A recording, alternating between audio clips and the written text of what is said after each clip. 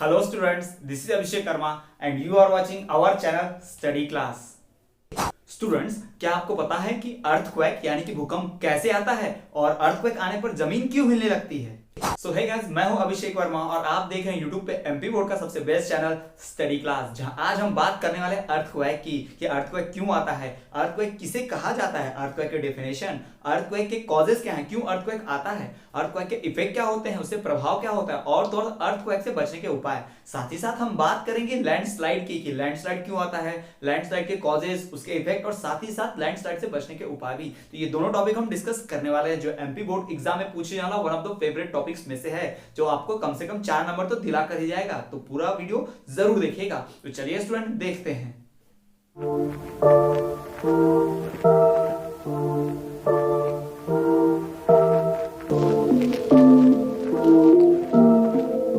Students, video शुरू करने से पहले मेरी आपसे एक छोटी सी रिक्वेस्ट, मेरे इस चैनल को सब्सक्राइब करने की और इस वीडियो को लाइक और शेयर करने की। जी हाँ स्टूडेंट्स, यदि आप मेरे चैनल पर नए हैं तो फटाफट पहले मेरे चैनल को सब्सक्राइब कर दीजिए, वीडियो को लाइक कीजिए, बेल नोटिफिकेशन को ऑल पर रख दीजिए और अपने फ्रेंड्स के साथ भी इसे शेयर कीजिए ताकि ज्यादा से ज्यादा लोग इस वीडियो को नॉलेज ले पाए। और स्टूडेंट्स, चलिए बिना कोई और देरी के इस वीडियो को शुरू करते हैं। तो स्टूडेंट, चलिए हम जानते हैं कि अर्थक्वेक यानी कि भूकंप कैसे आता है। तो स्टूडेंट, जैसा कि आप सभी जानते होंगे कि हमारी अर्थ जो है, अर्थ का जो क्रस्ट है यानी कि अर्थ के ऊपर का जो लेयर है, क्रस्ट जो है वो क्या है, मिट्टी, सॉइल, लैंड, रॉक्स, पत्थर, इन सब से बनी हुई है। ठीक है स्टूडेंट्स, और आपको बता दें कि हमारे अर्थ के अंदर में कोर है, कोर जिसे कहा जाता है क्रस्ट मैंटल कोर, आप जानते होंगे। इस कोर के अंदर पूरा लावा भरा हुआ है। क्या भरा हुआ है? मोल्टन लावा। जी हाँ, इसमें भरा हुआ है मोल्टन लावा, मोल्टन लावा भरा हुआ है। मोल्टन यानी कि पिघला हुआ लावा। ठीक है, तो वो पूरी आग की तरह फैला हुआ है, पूरा अंदर में भरा हुआ है, जो लिक्विड है पानी की तरह है। और हमारा जो अर्थ का क्रस्ट है यानी अर्थ का जो सरफेस यानी इस मिट्टी के, इस पत्थर के नीचे क्या है, तो बड़ी बड़ी 7 ऐसी प्लेट्स हैं। जी हाँ, ऐसी 7 मेजर टेक्टोनिक प्लेट्स हैं, 4, 5, 6 और ये 7। जी हाँ, 1 2 3 4 5 6 7। तो इसे बड़ी बड़ी 7 मेजर टेक्टोनिक प्लेट्स हैं। स्टूडेंट्स, आपको बता दें कि आपने अगर फुटबॉल देखा होगा तो फुटबॉल में देखिए छोटे छोटे कैसे उसमें ब्लॉक्स बने होते हैं, हेक्सागोनल, बिल्कुल वैसे ही अर्थ जो है 7 मेजर प्लेट्स से मिलकर बनी होती है। इन प्लेट्स को कहते हैं टेक्टोनिक प्लेट्स कहते हैं। क्या कहते हैं इसे? टेक्टोनिक प्लेट्स कहते हैं। तो अर्थ जो है वो 7 मेजर से और बारी बारी को छोटी छोटी प्लेट्स होंगी उनसे बना हुआ है। तो स्टूडेंट्स, आपको अगर तो और भी सिंपलीफाई करके बताएं तो समझ लीजिए कि हमारा ये जो कोर है वो जो लावा है पूरा पानी की तरह है। तो आपने समुद्र देखा है, समुद्र में नाव कैसी होती है, तो जो पानी है वो समुद्र है यानी कि वो लावा की तरह है और उसके ऊपर जो नाव चलती है वो प्लेट्स की तरह है और हम प्लेट्स के ऊपर हम लोग हैं यानी कि नाव के अंदर हैं। तो जैसे जैसे लावा हिलेगा वैसे वैसे प्लेट भी हिलेगी, नाव भी हिलती है, तो उसी से अर्थ हिलती है तो भूकंप आता है। तो देखिए, अर्थ का जो क्रस्ट है, ऊपरी भाग है, वो क्या है, 7 टेक्टोनिक प्लेट से मिलकर बना है, 7 मेजर टेक्टोनिक प्लेट से मिलकर बना है, साथ ही साथ कुछ छोटी छोटी प्लेट से। और इस प्लेट्स के ऊपर हम लोग हैं यानी कि लैंड है, उस लैंड के ऊपर हम लोग रहते हैं। और वो जो प्लेट है किसके ऊपर तैर रही है, वो प्लेट्स जो है इस मोल्टन कोर, इस लावा की वजह से। जी हाँ, पिघला हुआ लावा जो पूरा रेड हॉट है और साथ ही साथ वो पानी की तरह है। तो लिक्विड जो आप देख रहे हैं, अर्थ घूम रही है तो लिक्विड भी घूमेगा, लिक्विड के घूमने की वजह से ये जो प्लेट्स हैं, ये प्लेट्स घूमती हैं। आप इमेजिन कर लीजिए एक छोटा सा एग्जांपल कि आप समुद्र में हैं, समुद्र पूरा लावा है, कोर है, पानी जो है उसका, और उसमें नाव है, टेक्टोनिक प्लेट्स, और नाव में आप बैठे हैं। तो अगर ये कोर हिलेगा तो समुद्र का पानी हिल रहा है, समझ लीजिए, यानी नाव भी हिल रही है और नाव में कौन है, हम लोग बैठे हैं, तो नाव भी हिलेगी यानी कि मूवमेंट होगा। तो उसमें ध्यान क्या रखना है कि अर्थ के कोर के मूवमेंट की वजह से टेक्टोनिक प्लेट्स का मूवमेंट होता है और टेक्टोनिक प्लेट जब मूव करती हैं, हिलती है अर्थ, जो हमारी अर्थ है, तो भूकंप आता है, तो वो जमीन शेक करती है यानी हिलती है। तो इसी तरह से भूकंप आता है। तो स्टूडेंट, आई होप कि आपको समझ गया होगा कि अर्थक्वेक क्यों आता है। तो चलिए अब हम डिटेल में जानते हैं कि अर्थक्वेक की डेफिनेशन क्या है, अर्थक्वेक के कॉजेस क्या हैं और अर्थक्वेक का रिजल्ट क्या निकलता है, साथ ही साथ अर्थक्वेक से बचने के उपाय क्या हैं। तो चलिए देखते हैं। तो स्टूडेंट्स, अर्थक्वेक कैसे आता है ये जान लेने के बाद अब हम बात करते हैं कि अर्थक्वेक होता क्या है, इसके कॉजेस क्या हैं, इसके इफेक्ट क्या हैं, साथ ही साथ इससे बचने के उपाय क्या हैं, ये सब हम जानेंगे स्टूडेंट्स। लेकिन उससे पहले आपके लिए एक छोटा सा नोटिस कि यदि आपको इस चैप्टर के नोट्स चाहिए तो आप फटाफट इस वीडियो के डिस्क्रिप्शन में जाइए, लिंक में आपको वो हमारे टेलीग्राम चैनल का लिंक मिलेगा, उससे ज्वाइन कर लीजिए ग्रुप को, आपको तुरंत वहां नोट्स मिल जाएंगे। और आप अदर वीडियोस देखना चाहते हैं, इसके पहले का पार्ट देखना चाहते हैं तो भी डिस्क्रिप्शन में लिंक मिलेगा, और दूसरे चैप्टर्स के वीडियोस देखना चाहते हैं तो भी लिंक मिलेगा। लेकिन उससे पहले प्लीज मेरे चैनल को सब्सक्राइब कर दीजिए और बेल नोटिफिकेशन को ऑल पर रख दीजिए ताकि जब भी मैं थर्ड पार्ट लाऊं तो आप मिस नहीं करें। तो चलिए स्टूडेंट देखते हैं कि अर्थक्वेक क्या होता है। तो अगर हम अर्थक्वेक के डेफिनेशन की बात करें तो अर्थक्वेक किसे कहते हैं? सब बोलेंगे जमीन हिलती है, तो ये नहीं, सिर्फ जमीन हिलने से अर्थक्वेक नहीं होता, उसकी डेफिनेशन ऐसे नहीं दी जा सकती। बोर्ड एग्जाम में बार बार पूछा गया what is earthquake, right its effect, ऐसा पूछा जाता है। तो चलिए हम देखते हैं अर्थक्वेक क्या होता है। The shaking of earth due to movement of tectonic plates is known as earthquake. जी हाँ, the shaking of earth due to movement of tectonic plates is known as earthquake. जी हाँ, अर्थ का हिलना, अर्थ का तो शेक करना, कहां पर ना हिलना, किस वजह से? Due to movement of tectonic plates is known as earthquake. तो यहां पर अर्थक्वेक की डेफिनेशन क्लियर हो जाती है। The movement of the shaking of earth due to movement of tectonic plates is called earthquake, is known as earthquake. ये तो हो गई इसकी डेफिनेशन। अब हम बात करते हैं इसके इफेक्ट। भूकंप आता है तो होता क्या है, ऑलरेडी आप सब जानते होंगे, धरती हिलती है, बिल्डिंग्स क्रैक हो जाती है ना, लोग दब के मर भी जाते हैं, प्रॉपर्टी का नुकसान होता है, ये सब। तो चलिए देखते हैं इफेक्ट्स में। Loss of lifes and property, जी हाँ, जान माल का नुकसान होता है, लाइफ्स, प्रॉपर्टी, हमारे बहुत सारे प्रॉपर्टी, घर, बिल्डिंग सब गिर जाता है तो बहुत नुकसान होता है। ब्रिजेस, रोड टूट जाते हैं, ब्रिज, डैम, पुल वगैरह ये सब हैम्पर्ड हो जाते हैं, टूट जाते हैं। Transport and communication supply get hampered, जी हाँ, ट्रांसपोर्ट और कम्युनिकेशन, भूकंप आया, टावर गिर गया तो क्या होगा, कम्युनिकेशन, मोबाइल टेलीफोन नेटवर्क नहीं चलेगा, ट्रांसपोर्ट खराब हो जाएगा क्योंकि रोड नहीं खराब हो जाएंगे, टूट जाएंगे, पुल टूट जाएंगे तो ट्रांसपोर्ट अच्छा नहीं चलेगा।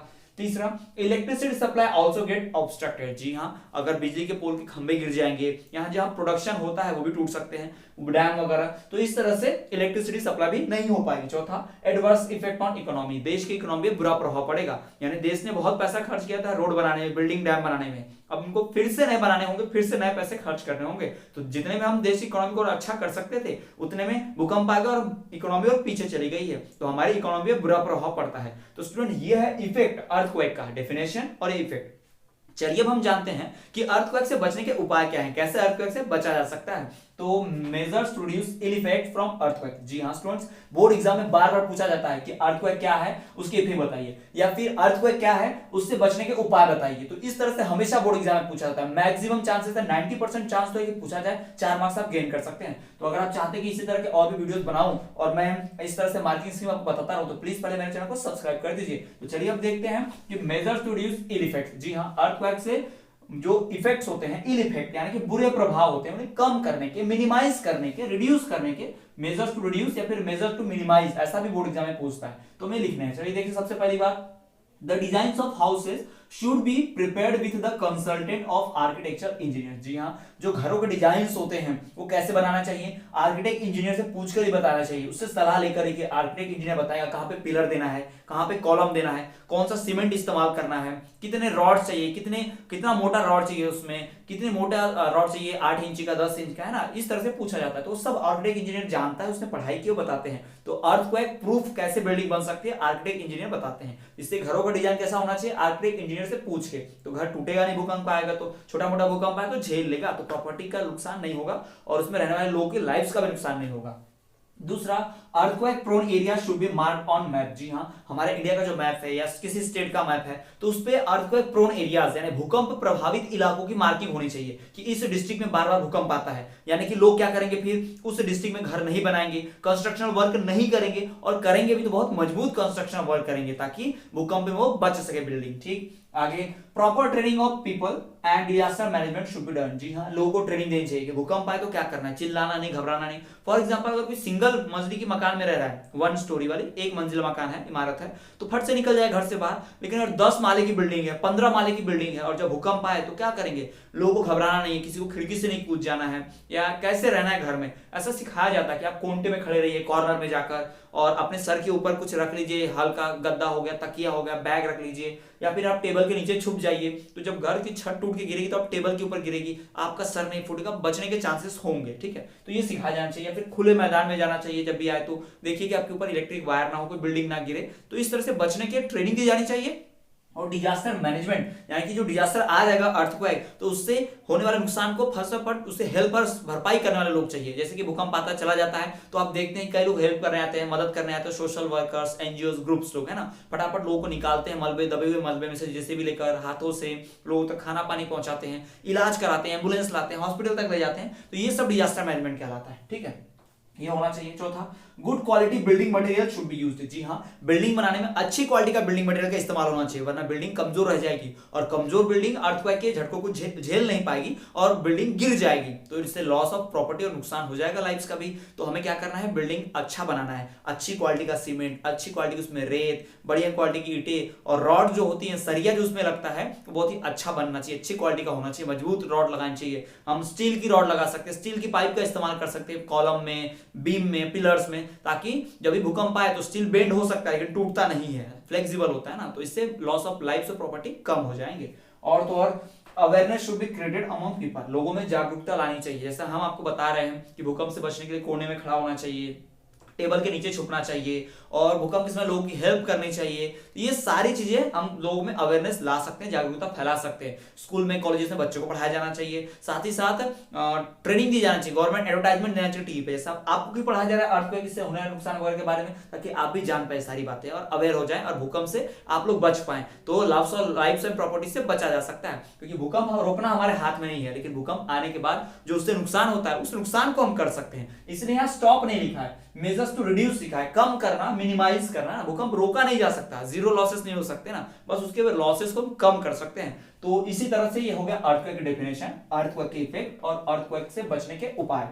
स्टूडेंट्स आप चाहते हैं तो इसे फटाफट स्क्रीनशॉट ले लीजिए नोट्स का, या फिर पॉज करके लिख लीजिए, हम साइड हो जाते हैं। लेकिन उससे पहले आप प्लीज मेरे चैनल को सब्सक्राइब कर दीजिए और आने वाले पार्ट को आप अगर मिस नहीं करना चाहते इस चैप्टर के, तो फटाफट बेल नोटिफिकेशन को जरूर ऑल पर रखिएगा। तो चलिए स्टूडेंट्स, देखते हैं हम हमारा अगला टॉपिक, लैंडस्लाइड यानी कि भूस्खलन। तो चलिए स्टूडेंट्स, हम बात करते हैं कि लैंडस्लाइड क्या होता है और ये कैसे आती है। तो देखिए भाई, जैसे कि हमने अर्थक्वेक की डेफिनेशन पढ़ी, उसके कॉजेस, इफेक्ट्स और मेजर्स पढ़े, उसके इल इफेक्ट को कम करने के, प्रभाव को कम करने के, सेम लैंडस्लाइड का भी हम पढ़ेंगे। और लैंडस्लाइड का क्वेश्चन में बिल्कुल ऐसा ही आता है कि what is landslide, what do you mean by landslide, what are its effects, या फिर what is landslide, right measures to reduce its ill effect, उसके प्रभाव को कम करने के। तो बिल्कुल उसी तरह से पढ़ेंगे पूरा यहाँ पर भी। देखिए, जब क्या होता है लैंडस्लाइड में, रॉक्स, सॉइल, चट्टान, मिट्टी, हीप ऑफ डेब्रिस यानी कि मिट्टी का बड़ा बड़ा टीला है ना, वो सब which slide by their own weight, slide मतलब खसकना, जो अपने खुद के वजन से खसक के आ जाए। अक्सर आपने स्टूडेंट देखा होगा कि पहाड़ पर से कई बार पत्थर अपने आप गिरते हैं,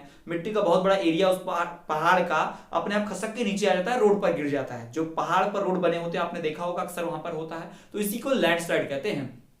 रॉक्स, सॉइल और हिप्स ऑफ डेब्री, हिप मतलब ढेर, डेब्री यानी मिट्टी का ढेर, टीला, ठीक है। रॉक, सॉइल और हिप्स of debris which slide by their own wait, जो खुद की वजह से खसक जाते हैं, फ्रॉम स्लोप्स, ऊपर एरिया से ढलान में, स्लोप मतलब ढलान होता है, फ्रॉम स्लोप्स ऑफ माउंटेन्स, पहाड़ों से नीचे के एरिया में, पहाड़ के ऊपर तो जाएगा नहीं, नीचे जाएगा, ऑब्वियस सी बात है। तो from slopes of mountains are called landslide, उसे ही लैंडस्लाइड कहते हैं। तो स्टूडेंट्स, इस लैंडस्लाइड के कॉजेस क्या है, क्या कारण है, क्यों होता है ये लैंडस्लाइड, ये भूस्खलन क्यों होता है। स्टूडेंट्स, आपको पता है पहाड़ की मिट्टी कड़क होती है, लेकिन जब कभी बहुत बारिश आ जाए तो मिट्टी भुरभुरी हो जाती है, उसमें पानी घुस जाता है और नरम हो जाती है, तो फटाफट क्या होता है, मिट्टी का वो जो टुकड़ा होता है, पीस होता है, वो टूट के नीचे गिरने लगता है, या फिर पत्थर जो है वो उसके आसपास की सारी मिट्टी नरम हो जाती है और वो मिट्टी पत्थर के भार को झेल नहीं पाती, तो पत्थर उखड़ के नीचे आ जाता है, तो लैंडस्लाइड होता है ड्यू टू हैवी रेन। फिर डिफॉरेस्टेशन, अगर हम पेड़ काटने लग जाएंगे तो पेड़ की जड़ें पहाड़ को पकड़ कर नहीं रख पाएंगी, मिट्टी को, रॉक को पकड़ के नहीं रख पाएंगी और मिट्टी बहने लग जाएगी, तो डिफॉरेस्टेशन करने से भी लैंडस्लाइड होता है। तीसरा, कंस्ट्रक्शनल वर्क, अक्सर आपने देखा होगा कि नॉर्मल पहाड़ होते हैं, मान लीजिए कि ये पहाड़ कुछ इस तरह से रहता है, लेकिन हम यहाँ काट कर रोड बनाएंगे तो हम क्या करते हैं कि ऐसा काट लेते हैं, रोड बन जाता है, यहाँ पर रोड है और ये पहाड़ का हिस्सा कटा हुआ है, लेकिन अक्सर क्या होता है कि कटे हुए हिस्से में से छोटे छोटे पत्थर टूट टूट के गिरते रहते हैं। यानी कि हमारे कंस्ट्रक्शनल वर्क की वजह से, हम जो कंस्ट्रक्शन का काम करते हैं, जैसे कि हमने टनल बनाया, पहाड़ के अंदर से गुफा बनाई, तो भी हो सकता है कि गिर जाए वो गुफा, या फिर हो सकता है कि इस तरह काम करें रोड बनाने से, तो खाली जगह पर क्या हो सकता है, पत्थर नीचे लुढ़क कर आते हैं, तो ऐसा होता है। Due to earthquakes, flood and tornado, जी हाँ, अर्थक्वेक, भूकंप आने की वजह से ही पत्थर गिर सकते हैं, लैंडस्लाइड हो सकता है, पहाड़ खसक सकते हैं। फ्लड, बाढ़ के पानी के कारण भी सब मिट्टी भुरभुरी हो जाती है, पानी घुस जाता है, तो उससे भी हो सकता है। साथ ही टोर्नेडो, तूफान आते हैं बड़े बड़े, तो पेड़ हिलते हैं, उसके साथ मिट्टी विट्टी सब खसक जाती है, तो इनके कारण भी क्या होता है, लैंडस्लाइड आता है। लैंडस्लाइड ऐसा नेचुरल डिजास्टर है जिसकी वजह से दूसरे डिजास्टर भी हो जाते हैं। अर्थक्वेक, फ्लड की वजह से भी लैंडस्लाइड हो सकता है, और लैंडस्लाइड की वजह से भी क्या हो सकता है, मान लीजिए डैम बना है, तालाब बना है, तालाब की मिट्टी खसक गई तो सारा पानी बाहर, फ्लड आ गया, तो ये सारी चीजें हो सकते हैं। तो ये तो हो गया कॉजेस और डेफिनेशन। चलिए अब हम बात करते हैं कि लैंडस्लाइड का इफेक्ट, प्रभाव क्या पड़ता है। तो लैंडस्लाइड के इफेक्ट की बात करें तो लॉस ऑफ लाइफस्टाइल प्रॉपर्टी, सबसे पहली बात कि लैंडस्लाइड से लॉस ऑफ लाइफस्टाइल प्रॉपर्टी हो जाता है, यानी जितने भी हम डिजास्टर पढ़ेंगे उन सब का इफेक्ट पहला यही रहेगा कि उनकी जान जाती है लोगों की और प्रॉपर्टी को नुकसान पहुंचता है। दूसरा, normal life routine gets affected diversely, यानी किसी पहाड़ से मान लीजिए आप रोड है तो उस रोड से आप हमेशा जाते हैं, लेकिन लैंडस्लाइड आ गया तो पूरा पहाड़ खसक के रोड के ऊपर आ गया तो रोड चलेगा क्या? नहीं। तो नॉर्मल रूटीन जैसा आप रोज आ जा सकते थे बिना किसी रोक टोक के, अब हो सकता है क्या? नहीं। यानी नॉर्मल लाइफ जो होता है हमारा वो क्या होता है? अफेक्ट हो जाती है इसकी वजह से। साथ ही साथ ट्रांसपोर्ट, कम्युनिकेशन, इलेक्ट्रिसिटी सप्लाई, ये सब क्या हो जाते हैं? रुक जाते हैं, हैम्पर हो जाते हैं। किसी पहाड़ पर मान लीजिए कहीं पर टावर लगा है तो टावर, वो पहाड़ खसक गया तो टावर भी नीचे गिर सकता है, तो हो सकता है कम्युनिकेशन ना रहे, रोड ब्लॉक हो जाएगी तो ट्रांसपोर्ट नहीं रहेगा, तो ये सारी चीजें हो सकती हैं। तो ये हो गया स्टूडेंट्स इसके डेफिनेशन, कॉजेस और इफेक्ट्स। चलिए अब हम बात कर लेते हैं कि लैंडस्लाइड के प्रभाव को कम कैसे किया जा सकता है। लैंडस्लाइड रोका तो नहीं जा सकता है ना, लेकिन उससे होने वाले नुकसान को कम कैसे किया जाएगा, चलिए देखते हैं। Measures to reduce ill effects by landslides, तो कैसे रोका जाएगा? पहला, landslide area should be plotted on map. पहले तो मैप पे पहले क्या कर दो? मार्किंग कर दो, बिल्कुल अर्थक्वेक की तरह कि कहां पर अर्थक्वेक आता है तो वैसे ही मैप कर दो, मैप में मार्किंग दे दो कहां पे बार बार लैंडस्लाइड आता है। इससे कोई भी आदमी उस लैंडस्लाइड वाले एरिया में घर तो नहीं बनाएगा। अक्सर आप देखते हैं कुछ इलाकों में आपने देखा होगा कि लोग पहाड़ के ऊपर भी घर बनाते हैं, तो उस एरिया में लैंडस्लाइड नहीं आता होगा, और कई बार आता भी होगा, मान लो इंसान को जानकारी नहीं है, इंसान ने घर बना दिया तो वो लैंडस्लाइड में मर सकते हैं, उनकी प्रॉपर्टी खत्म हो सकती है। तो इसीलिए पहले मार्किंग करके रख देंगे मैप पे, तो उस एरिया में, उस जिले पर, उस डिस्ट्रिक्ट में, उस पूरे रीजन में कोई भी लैंडस्लाइड वाले एरिया में अपना घर नहीं बनाएगा, फैक्ट्री नहीं खोलेगा, दूसरा कंस्ट्रक्शन वर्क नहीं करेगा।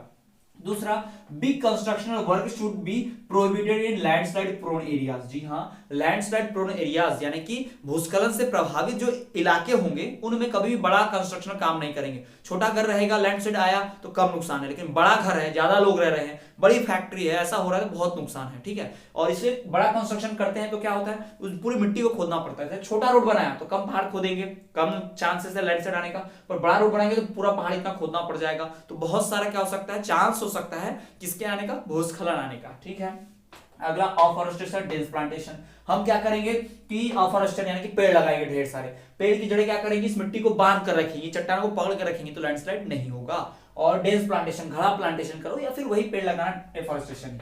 प्रिकॉशन शुड बी टेकन, और उपाय लेने चाहिए। जैसे कि फॉर एग्जांपल हमने बताया कि रोड बना देते पहाड़ को काट के, लेकिन पहाड़ का अगला हिस्सा जो हमने काटा हुआ है वो ऐसा खुला रहता है, तो उससे पत्थर टूट टूट के नीचे गिरते हैं। हमें क्या करना चाहिए? रोड के साइड में बाउंड्री वॉल बना देना चाहिए। इससे क्या होगा कि पहाड़ का जो भी मिट्टी आके गिरेगा, पत्थर गिरेंगे, वो बाउंड्री वॉल से टकरा के उतने में ही रहेगा, रोड के ऊपर नहीं आएगा, तो एक्सीडेंट नहीं होंगे, ट्रैफिक ब्लॉक नहीं होगा। जी हाँ, इस तरह के उपाय ले सकते हैं। और जहां भी हम घर बनाएंगे उस घर बनाने से पहले जो कॉलम पिलर होते हैं, खंबे होते हैं, घर का बेस होता है ना, वो बहुत जमीन के अंदर तक देंगे, स्ट्रॉन्ग देंगे, अच्छे मजबूत रॉड्स का इस्तेमाल करेंगे, तो लैंडस्लाइड से इफेक्ट जो प्रभाव होगा वो नहीं होगा, घर नहीं धंसेगा या फिर लोगों के जान माल का नुकसान नहीं होगा। ठीक, और क्या किया जा सकता है? Base of constructional activity should be strong. वही जो आपको बताया कि जो कंस्ट्रक्शनल एक्टिविटी का बेस है बहुत स्ट्रांग होना चाहिए, यानी नीचे जब भी आप कोई कंस्ट्रक्शन कर रहे हैं तो उस घर का, उस बिल्डिंग का, डैम का बहुत बेस स्ट्रांग बने। जैसे कि फ्लाईओवर, पुल बने होते हैं तो पुल के जो खंबे होते हैं वो नीचे जमीन के बहुत अंदर तक होने चाहिए, वरना ऊपर ऊपर रहेंगे थोड़ा कम मजबूत रहेगा, गिर सकता है, क्रैक आ सकता है। ठीक है, जब हल्का सा भी हिलने से, पर बहुत अंदर तक रहेगा तो मिट्टी का जल्दी खसकेगी नहीं, वो स्ट्रांग रहेगा। तो स्टूडेंट ये है हमारे लैंडस्लाइड का डेफिनेशन, लैंडस्लाइड के कॉजेस, लैंडस्लाइड के इफेक्ट और लैंडस्लाइड से होने वाले बुरे प्रभाव से बचने के उपाय। तो ये हमने बात कर ली स्टूडेंट्स। यदि आप इसके नोट्स चाहते हैं तो फटाफट वीडियो को डिस्क्रिप्शन में जाइए, आपको टेलीग्राम चैनल का लिंक मिलेगी, ज्वाइन कर लीजिए, नोट्स मिल जाएंगे। और यहां पर आप देख सकते हैं इस लैंडस्लाइड के पूरा या जो नोट्स है आपको मिल जाएगा, पॉज करके स्क्रीनशॉट ले लीजिए या फिर नोट डाउन भी कर सकते हैं। स्टूडेंट्स यदि आप इसके पर्सनल नोट भी चाहते हैं और भी जानकारी चाहते हैं, कोई भी डाउट हो तो आप फटाफट डिस्क्रिप्शन लिंक में जाइए, आपको मेरा नंबर मिलेगा व्हाट्सअप, वहां पे आप मुझे व्हाट्सअप कर सकते हैं। कॉल मत कीजिएगा, सिर्फ व्हाट्सअप कर सकते हैं कोई पर्सनल जानकारी चाहिए तो। स्टूडेंट्स ये थी वीडियो लैंडस्लाइड और अर्थक्वेक के बारे में, यानी कि नेचुरल डिजास्टर और डिजास्टर मैनेजमेंट का सेकंड वीडियो लेक्चर। स्टूडेंट्स यदि आप चाहते हैं कि मैं इसका थर्ड वीडियो लेक्चर भी बनाऊं और जल्द से जल्द लाऊं और वीडियो आपसे सबसे पहले मिले, तो सब्सक्राइब करके बेल नोटिफिकेशन को ऑल पर रख दीजिएगा ताकि आप वो वीडियो मिस ना कर पाएं। तो स्टूडेंट ये थी हमारी ये वीडियो। स्टूडेंट्स इसी तरह के एजुकेशनल वीडियोस, वीडियो लेक्चर्स और एजुकेशनल न्यूज के लिए आप हमें फेसबुक, इंस्टाग्राम और टेलीग्राम पे फॉलो करना ना भूलें, हम हर जगह हैं। तो स्टूडेंट्स आज के इस वीडियो लेक्चर में इतना ही। आई होप वीडियो लेक्चर आपको पसंद आया होगा। पसंद आया है तो चैनल को सब्सक्राइब कीजिए, वीडियो को लाइक कीजिए, अपने फ्रेंड के साथ ज्यादा से ज्यादा शेयर कीजिए ताकि उन्हें भी नॉलेज गेन कर पाए। तो स्टूडेंट्स इसी तरह से देखते रहे हमारा channel study class, you are the future of India. Piece.